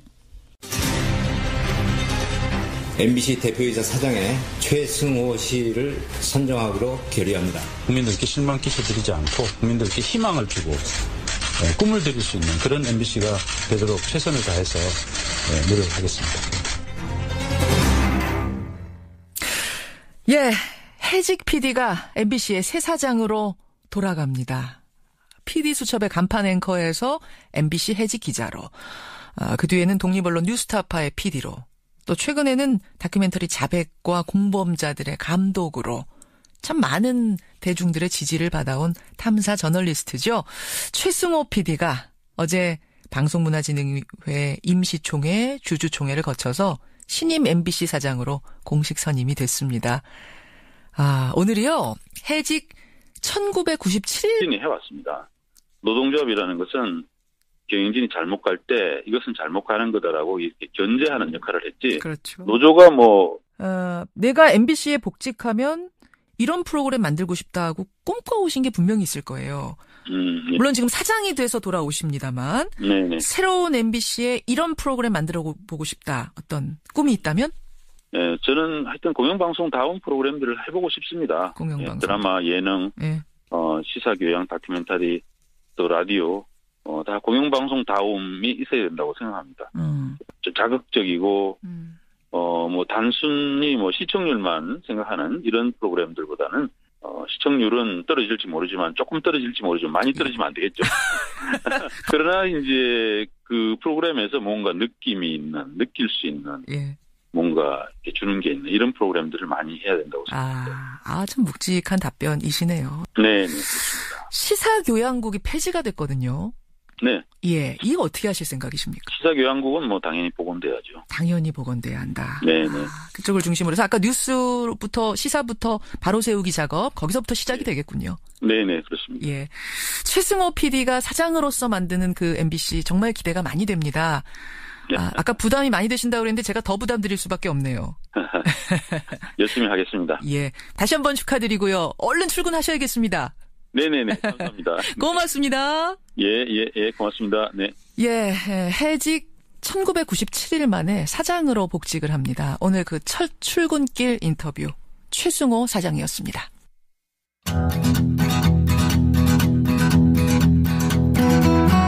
김현정의 뉴스쇼는 청취자 여러분의 참여로 이루어집니다. 트위터, 페이스북, 레인보우 게시판, 그리고 단문 50원, 장문 100원의 유료 문자 샵 1212, 우물정 1212 통해 참여하실 수 있습니다. 김현정의 뉴스쇼, 여러분과 함께 만듭니다. 김성환의 행간 시사평론가 김성환 씨 나오셨습니다. 어서 오십시오. 네, 안녕하세요. MBC 사장님이 CBS에 첫 출연하셨어요. 그러네요. 첫 출근길 출연이 CBS가 돼서 영광입니다. 기분 좋고. 김성진님은 청취자, MBC 채널 이분은 삭제하셨었는데 재등록한다. 이런 분들이 꽤 많아요. 그렇구나. 예. 아무래도 뉴스타파 활동 때문에 많은 분들이 관심을 또 가졌거든요. 예, 사실 시청률을 봐도 지금 사실은 국민들의 신뢰를 많이 잃었었는데, 예, 다시 한번 잘 되기를 공영방송이 너무 잘 되면 CBS 입장에서 경쟁자가 생기는 거 아닌가요? 살살 잘 되고 그 정도만 바라겠습니다. 행간 뭐 가지고 오셨습니까? 직장 내 갑질로 고통받는 분들 정말 많죠. 이 직장 갑질 119라는 노동자 인권 보호 단체가 지난달 1일 그래서 출범을 했는데요. 한 달 동안 어떤 갑질 고발이 있었는지 기록한 보고서를 어제 공개를 했습니다. 이 갑질 119 30일의 기록, 이 뉴스의 행간을 좀 살펴볼까 합니다. 30일 동안 접수를 받았는데 직장인들의 반응이 가히 폭발적이었다, 이런 후문을 들었어요. 네, 맞습니다. 이 출범 소식이 알려지자마자 직장인들의 신고와 상담이 폭주했다고 하는데요. 이메일, 오픈 카톡, 페이스북, 하루 평균 68건, 총 2,021건의 신고와 상담이 쏟아졌습니다. 이 오픈 카톡방에는 하루 평균 188명이 방문했고 상담자와 활동가 사이에 무려 4만 회의 대화가 오갔다고 합니다. 내용이 궁금하실 것 같은데요. 임금 미지급이 20%로 가장 많았습니다. 임금 미지급. 일 시키고 돈 안 주는 게 제일 큰 갑질이죠. 그러네요. 직장 내 괴롭힘이 19%, 장시간 노동과 야근 강요, 휴가 휴식 미보장, 과도한 징계 해고, 부당 인사, 성폭력도 한 2% 정도가량 차지를 했습니다. 직장 갑질 119 그 30일간의 기록을 오늘 한번 살펴보는 겁니다. 첫 번째 행간은 뭔가요? 첫 번째 행간은 현대판 산호비가 따로 없다입니다. 노비요? 산호비요? 네. 이 갑질의 대표적인 사례가요. 김장 갑질입니다. 김장? 네. 김치 담그는 김장이요? 네. 그러니까 직장 내에서 사장 가족, 회장 가족과 친척의 김장을 담그도록 시키는 일이 비일비재한데요. 세상에. 한 골프장 같은 경우에는 김장철만 되면 회장이 캐디를 골라서 김장을 시킨다고 합니다. 김장 잘할 것 같은 캐디를 골라서 자기 집 김장을? 네. 그리고 군대도 아니고 한겨울에 눈 내리면 골프장 문 닫고 휴장하고 캐디를 불러서 제설 작업을 시킨다고 합니다. 그래요. 그리고 두 번째 갑질은 결혼식 갑질이 또 그렇게 많다고 합니다. 어떻게?